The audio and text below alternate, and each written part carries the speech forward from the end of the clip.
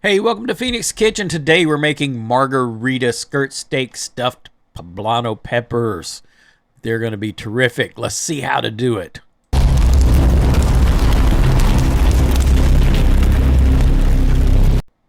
All right, we're going to start by marinating our skirt steak. We're using the Kinder's Margarita Rub as our seasoning base. Basically, though, you can get by with salt, pepper, garlic, and a little jalapeno, lemon juice, lime juice. You could use sweet and sour mix if you don't have lemon juice and lime juice.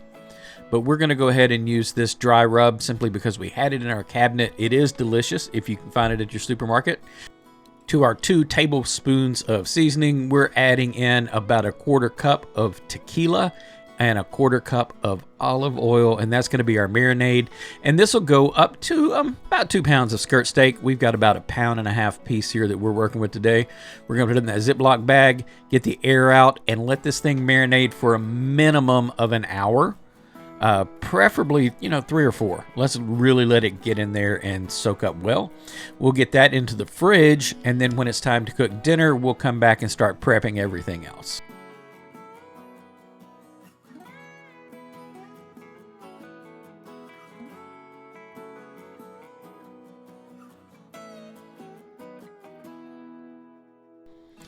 All right, it's dinner time, so we're going to start prepping everything up for our stuffed peppers.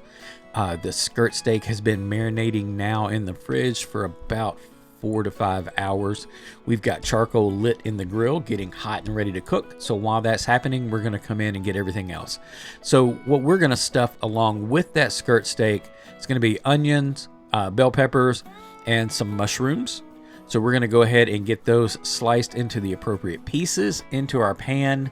What you'll see here is we're going to cook the onions and the peppers to about their halfway point before we add the mushrooms. We don't want the mushrooms to overcook, shrivel up, and just become a mess. They don't take as long to cook, so we want to go ahead and get our onions and peppers started well ahead of time. We'll get those in. They're simply going to be seasoned with salt, pepper, and garlic, and allowed to cook down to almost done. We don't want to get them too soft because they are going to go into the pepper, which will go into the oven for about 10 minutes to melt cheese and everything on it. So we want to get it 90% done, and that way they'll finish off as they're cooking in the pepper. We'll get these all sliced up and ready to go.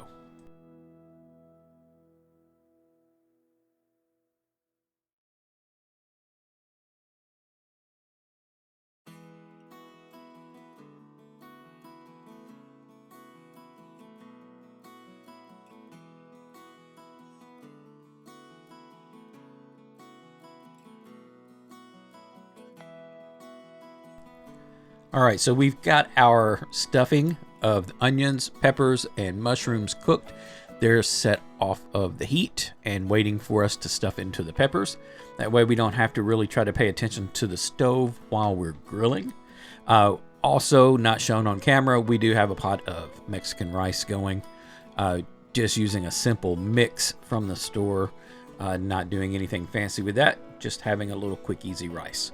So we're going to take these peppers, we're going to rub them down with a little olive oil, just as a binder to help hold on the kosher salt that we're putting on the outside. Then these are going to go onto our grill and get nice and blistered. So one of the things that we want on the side, we're going to go ahead and get these prepped up, is our guacamole. We're going to do a simple guacamole today. We're going to take these avocados, cut them into a bowl. We're going to add salt, pepper, garlic, and jalapeno flakes and mix it all together to make just a smooth, creamy avocado mix. One of the tricks when you're working with your avocado, get that pit out. Take your knife and go ahead and dice up the avocado while it's still in the skin. Then when you scrape it out of the skin into the bowl, it's a little easier to mash instead of having to deal with the full pieces, which could still have some hard spots depending on how ripe these things are. We just take the tip of the knife and we go in horizontal slices, then vertical slices, and it makes a little crisscross. and then these things will just come out in little diced up pieces. Makes it nice and easy to work with.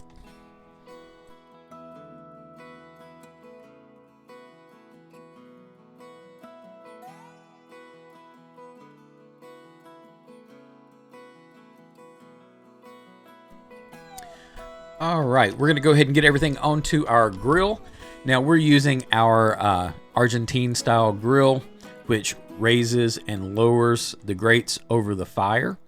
We have a charcoal bed for our heat, and we are burning mesquite chunks because I do want that extra Southwest kick. So we're going with the mesquite, which is perfect for this type of food. We're going to get our peppers on. We're going to get our steak on. And the reason I mentioned that we're using this type of grill, if you're using a regular charcoal grill, set up 2 zones, have a hot side and a cold side, because we want to get these things going with nice char and blistering on the peppers. We want to build a good sear on the steak, but we don't want to overcook the steak. We don't want to burn the steak. Once that sear is developed, we want to move it to a cold zone. With this grill, we're simply going to raise the grate far above the flame to let it finish off. If you set up 2 zones, you'll move it from that hot zone after the sear is built over to your cold zone and let it finish and coming up to temp there. One of the things that you're going to notice here as we're cooking, we don't follow the old stupid rule of restaurants, only flip it once because you're trying to get these beautiful grill marks. Grill marks are not flavor. Grill marks are cute for a design, but you want sear. Sear is where the flavor comes from. And we do that by flipping every 30 to 45 seconds and building it layer by layer by layer, rather than letting the meat burn on the outside. So we're going to flip often. We're going to get that sear built up. At the point that the blistering is done on the peppers, we'll pull those. They'll be done long before the steak. We're just softening that outside and getting that flavor going on those.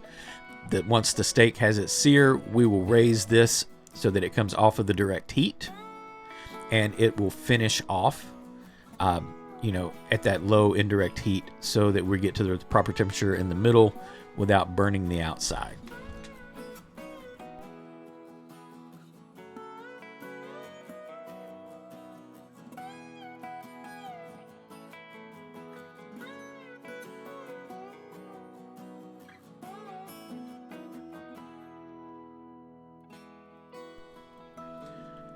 All right, so we're starting to get some really nice color on here.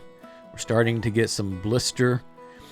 But one of the things that's really nice about this type of grill versus using that 2 zone on a regular grill, when I want to go ahead and get a little extra because it's not searing quite as much as I'm looking for, I can lower this grill directly onto the fire, which is what we're going to do here. And that's really going to give us an amazing bit of color as that fire licks up and touches that meat and gives us the crust that we're looking for.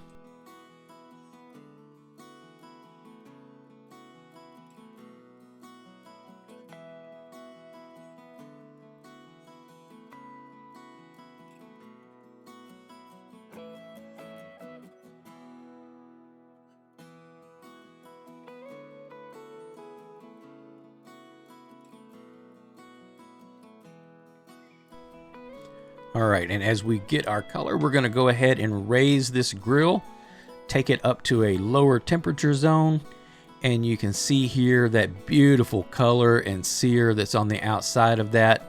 We're going to go ahead and leave this thing on, let it cook. We will come back to it and flip it a few more times so that it cooks evenly. But this thing is going to be absolutely delicious when we get this off. All right, while that steak is finishing, we're going to go ahead and get these peppers going. We're going to make a nice slice right through the top. We only want to use the tip of the knife because we don't want to cut the pepper in half, which is very easy to do when they're this soft and if you got a sharp knife. Once we've got it opened up, we're going to go in and gut that, take these seeds out and the capsaicin to make sure that we're working with a, generally speaking, mild pepper. We'll probably leave just a little bit of seeds because we do want some kick. But, you know, the idea here is not to have something that's going to be super hot for the family, just something that lets you know you're eating Southwest style. So we'll get those all cleared out, and then we're going to stuff these peppers.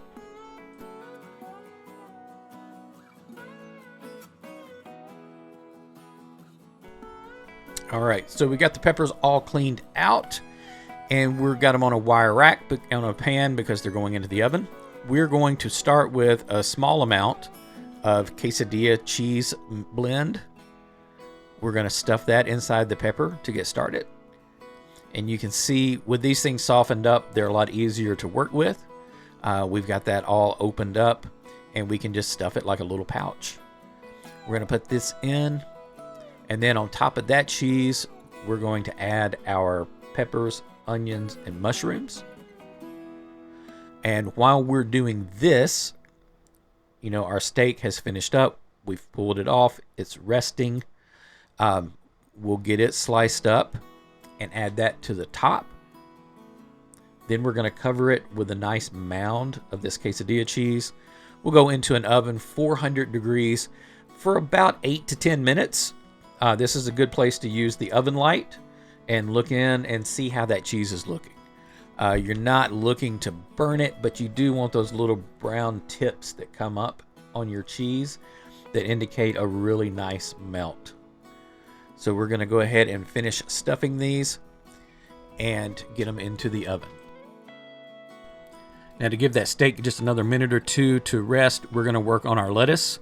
So if you have problems with your lettuce browning, if you're not using the entire head, one of the things that you need to know is that that lettuce should never touch the metal of your knife. That's what helps it to turn brown so quickly. So what you saw there, we take the stem, we simply slam it onto our cutting board. That pushes the stem inside and releases everything. It comes out nice and clean. Tear off the chunk of lettuce you think you're going to be using with your hands. Then use your knife to cut that lettuce for what you're using only in this meal portion. That way your lettuce will stay nice and green rather than browning where that knife has touched it. So I'm going to go ahead and shred this because we're simply going to have it shredded on the plate for our guacamole salad to go with our rice and our peppers.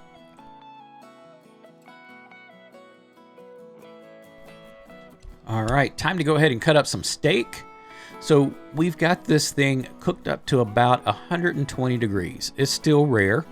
And the reason that we did that, normally we would go mid-rare to medium, the way we eat things here. But remember, we're going into the oven at 400 degrees for about 10 minutes. It's going to finish cooking inside the pepper. So I do want it a little undercooked at this point. So we're going to bring this out. And one thing that's extremely important when you're dealing with skirt steak, cut against that grain.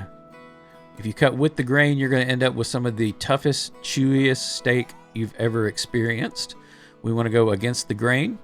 We're going to cut these down into little slices, and then we're going to cut those slices in half to make just little bite-sized chunks and place them in our pepper. Once we do that, as we said, we're going to cover it with cheese, put it into the oven, 400 degrees for about 8 to 10 minutes, watching for that meltiness.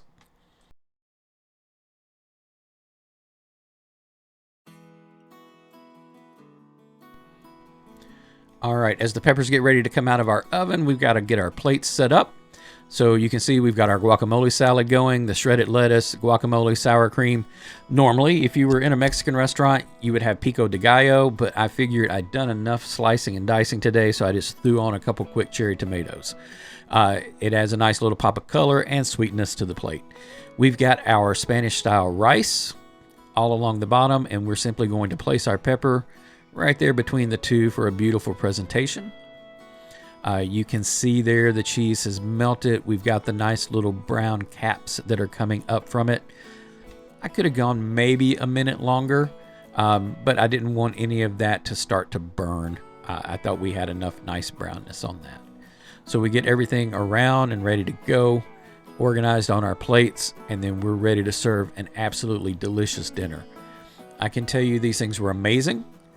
The flavor is insane. That margarita has this citrusness to it that is so bright and vivid as you bite into it. And then you've got a little spiciness from the pepper and all those flavors, the coolness of the guacamole and the sour cream.